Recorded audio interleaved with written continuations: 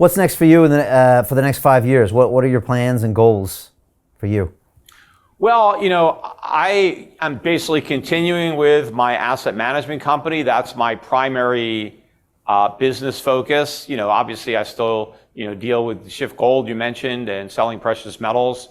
And by the way, I've always said minimum 5 to 10% in precious metals, although people can have more. That's kind of like the minimum. But I have a lot of money personally in mining stocks. In fact, I have a lot more money right now in the mining stocks than I have in the physical metal, because I do think that these stocks are going to just explode as big, if not bigger, than they did in the 1970s. And, those were the biggest winners in the 70s. These mining stocks, made a lot of people rich. And, and I hope a lot of my clients, end up with a similar return. But I'm investing in other sectors as well. Gold mining is just a portion of how we allocate portfolios. We invest in equities all around the world. Value is our focus. Good dividends, so we don't chase momentum. We don't buy hype. I think that what our clients own will end up being excellent inflation hedges, especially for Americans, but also people all around the world who need hedges, because central banks all around the world are basically operating from the same bad playbook. They're all printing too much money. They've all got interest rates too low. And so all currencies will lose value in terms of real money. Prices will continue to go up. Yields will continue to be negative. And so people need alternatives. And that is good dividend paying stocks, low multiples, good earnings, precious metals, commodities. I think emerging markets ultimately are going to be a major beneficiary of the dollar's demise. So we are positioning our clients for that. And I'm sure that, in my mind, over the next 5 years, pretty much all of my predictions will play out and will ultimately come true in that time horizon. Could it take longer? Look, I've underestimated this before. I was on your show in 2014 and, I probably then didn't think we'd get it to 2022 without a bigger crisis, but we managed to kick the can down the road for this many years. I don't think we can do it for another 5. I think the problems are much too big at this point, and we don't have that much time. So people really have to be prepared. So I would encourage your listeners to reach out to me through my asset management company, also Europe Pacific Capital. But you can see the website above my shoulder. But talk to some of my representatives. We work with clients all around the world. I also have 5 mutual funds that I manage, and so people who have discount brokerage accounts can pretty much buy those funds. There's 5 different funds in the family: the Europe Pacific Value Fund, Europe Pacific Dividend Payers Fund, the Emerging Market Fund, the Gold Fund, and a Foreign Bond Fund. So you can buy those on your own. You can contact my representatives to help you figure out which one is the best. We actually do wrap accounts where I manage portfolios of my funds, and the larger accounts we manage in individual stocks. Nice. Final thoughts, Peter, on the situation with inflation, the dollar, recession. Just, a lot of people might be hearing a lot of this stuff for the first time. Maybe they don't really understand or feel a little strange about this environment because they're not comfortable with what the ramifications are. Just final thoughts. Well, we're in recession, but by the time it's over, it'll, feel like a depression. In fact, we may even refer to it as a depression. Now, the Great Recession never got that moniker. We just called it the Great Recession. This one will be greater than that. So we'll see, what they end up naming it. Inflation is here to stay, and it's going to get worse, even as the recession gets worse. So that's a combination that people don't expect, but that's what's going to happen. And that's a game changer. I think the aberration was the 10 years that we experienced, where we had inflation below 2% officially. We had these asset bubbles. So if you're investing like it's still, 2010 to 2020, if you're looking at that decade and you're investing like that and you're expecting to repeat the success that you enjoyed then, you are in for a world of hurt. You have to recognize that that was the aberration. We're now back to reality.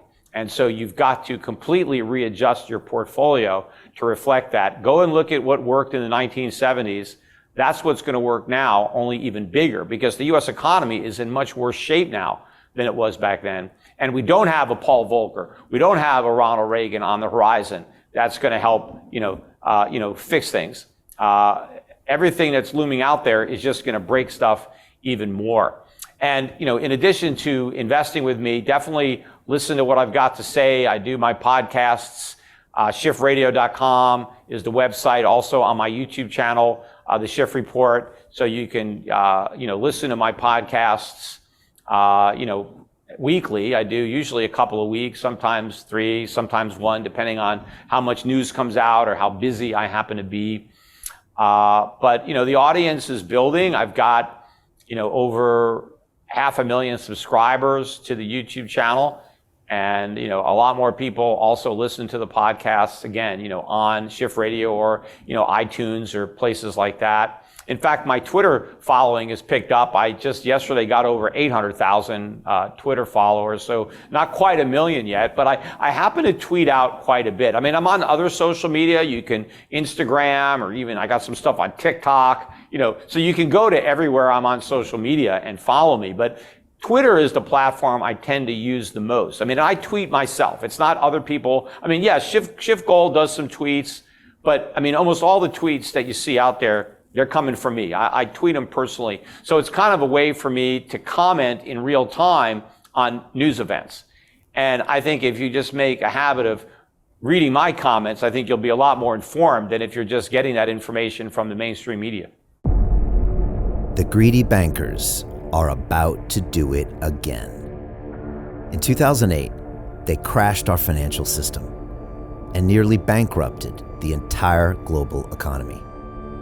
Then they received trillions of dollars in government bailouts. And after, they demanded fat bonuses paid for by you, the taxpayer. It turns out the banks haven't just been screwing the American taxpayers, they're also screwing over their investors. Turns out the banking industry is the worst place you could put your money, despite enormous taxpayer bailouts. Now the bankers are back to take away your financial freedom. They lie and tell you that cryptocurrency isn't safe. They try to make it illegal for you to choose how to invest your hard-earned money. They lie and say cryptocurrency is used by money launderers and criminals. But look at the record. It's the banks themselves that launder hundreds of billions of dollars every year to the biggest criminal operations in the world. Leaked documents have revealed how some UK banks have helped criminals, money launderers and Russians under sanctions. American authorities discovered that the Sinaloa cartel moved $881 million through HSBC accounts as bank officials turned a blind eye to the illegality. The bankers lie and say cryptocurrency is not a real investment. Meanwhile, the smartest CEOs in the world are buying billions and billions of it. The truth is that banks lie about cryptocurrency because it makes them scared. The banks take $9 trillion per year of your hard-earned money, and they are worried that they will finally be exposed. They're scared because crypto means they can no longer control your money, which means they can no longer control you. They are scared because you might actually understand your money and intelligently decide what to do with it. Now is the time for us to come together, fight back, and take control. It's time to educate ourselves, our families, and our communities. Because financial education means financial freedom. We know that cryptocurrencies will help us build the new decentralized financial system of the future. A banking system that is of the people, by the people, and for the people. A banking system where access to finance is a fundamental human right. A banking system that is free and fair and welcomes all humans on this earth. The DeFi revolution is happening. We, the people, can no longer be fooled. We choose to take control of our finances. We choose to take control of our freedom. We choose to take control of our future. Join us, and let's take back our financial freedom forever.